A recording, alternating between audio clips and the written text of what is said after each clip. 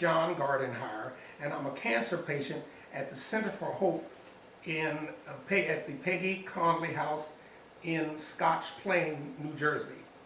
I have had prostate cancer for over 30 years, and mine has been different from most people because I have not suffered pain and physical distress with it as many people who have prostate cancer do.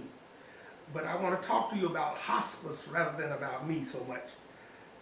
Hospice is supposed to give you painless, end-of-life care, and that's what you ask for when you contract with them to take care of you.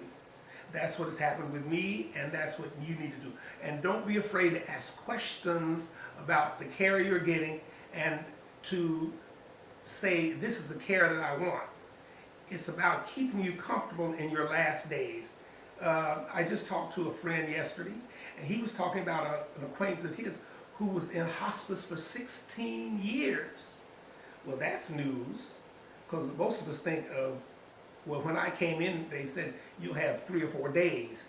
So that's different from 16 years. And so what I want to say is, you have rights when you're in a hospice, and they include knowing what medicine you're taking, what treatment you're getting, and you need to ask for that, and then maybe kind of insist that that's what you get. With me, I had no problem with the prostate cancer and pain and distress until about 2 months ago, when I began to feel bad. I never felt bad. I was not sick. I wasn't nauseated. I didn't have any discomfort. But all of a sudden, I'm feeling bad. And bad means not in pain, but just, I don't know how to describe it. It will just feel bad. And if you have that series of pain, series of discomfort, ask what's going on. It may be high blood pressure, who knows what it is. But you need to ask and say, here's what I need to get this relieved. You need to be free to say, I need to be relieved from this discomfort that I'm experiencing. That's what happened to me. I said, I've never felt bad like this. So would you do something to help me? And they did. I got prescribed pain pills, which seemed to relieve the bad feeling, which is what I wanted. Second thing, I had never had eyesight problems, but all of a sudden, I began to lose my sight. And this continues even as we speak. I'm looking at you, but I see only some of the camera and some of the stand. So if your prostate progress is like mine, you may have eye problems. The other thing that's happened with me over the last couple of months is I've had my hearing dissipate. Well, now nobody told me that you may lose your hearing, but it doesn't matter, it's happening. And what I've had to do is say, I'm losing my hearing, what do you suggest? By the way, one thing you need to know, you can come here and know what medicines you bring with you. You say, you can bring whatever medicines you have at home and take them here the way you would take them at home. Now there's another thing, no one ever told me that. No one told me that you can bring your medicines from home and take them at your will here in the hospice. But that's a part of the contract. If no one tells you, you don't know. You need to ask them. Let me emphasize, when you're here, ask, what rights do I have? What can I do to help me maintain myself in comfort? Because the hospice is designed to keep you in comfort, and that's what you can do by managing your own medicine. I just had a discussion with a nurse about a medicine which I thought should have been ordered here, and once we got it clear, that's what's going to happen. But if I hadn't asked, I wouldn't have known, and nobody ever would have told me, except maybe 1 or 2 people, that yes, you can do this from your end and have your doctor do it from his or her end, in my case, her end.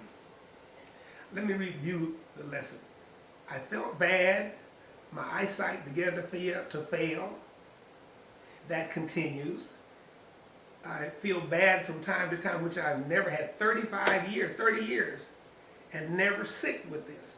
I was in a hospital in Summit, and the man next to me was suffering so badly from pain.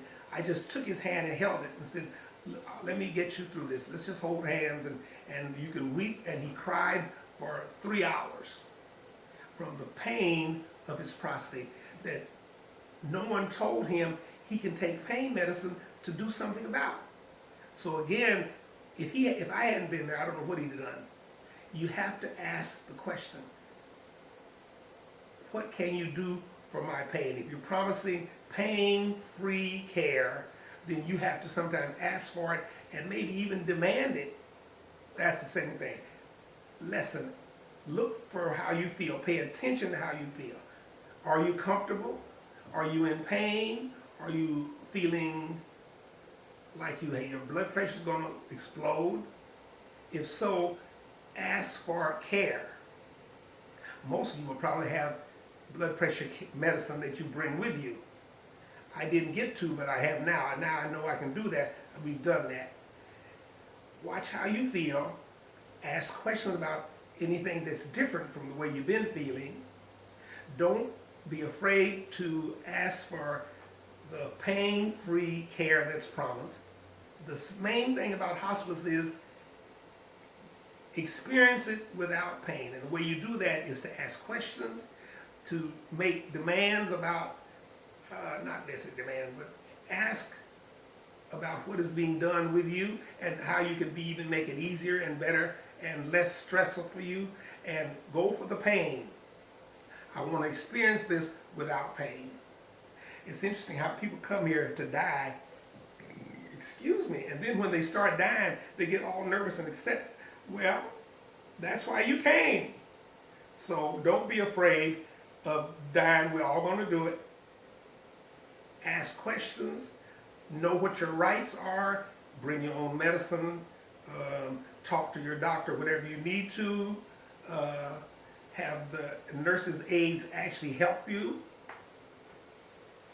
Don't be afraid to repeat your requests for treatment. Look at how you feel again. Be sure to say, am I feeling like I felt a month ago? If you are, you're probably doing okay. If you're not, you need to say, I am not feeling well as I did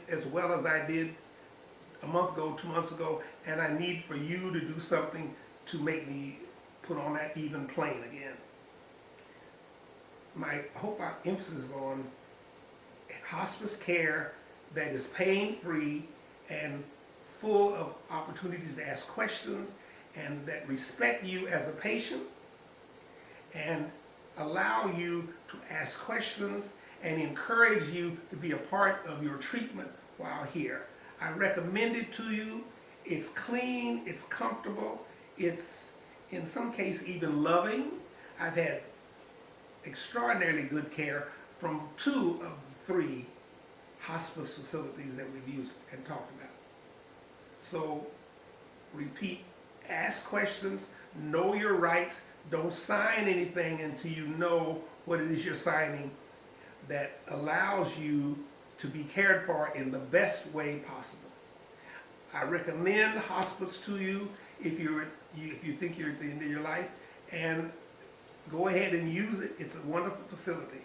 It costs money, it's not free, but it still allows you choices, a freedom about how you live the last days of your life. And so let me encourage you to use the hospice if that's where you are. And I thank you. My name is John Gardenhire, a long time, well, not all that long, New Jersey resident, but a long time California resident.